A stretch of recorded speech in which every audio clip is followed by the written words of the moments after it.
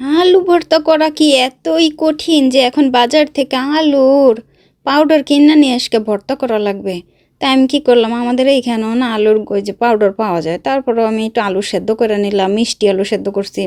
তারপর আলুটা ভর্তা করব, না মিষ্টি আলু ভর্তা করব না, এই আলু ভর্তা করব।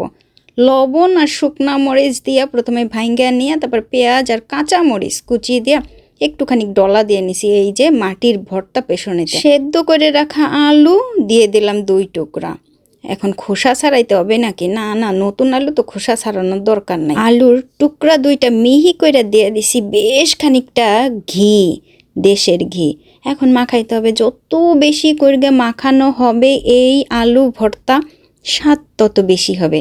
অনেকেই অল্প মাখায় বা অনেকেই কম মাখায়, কিন্তু যত বেশি মাখাবেন আলুটা না তত বেশি ভালো লাগবে ভর্তা। গরম গরম ভাতের সাথে এই যে আলু ভর্তা নিলাম, খাবো কিনা চিন্তা করতেছি। খাইয়াই নি, কি বলেন?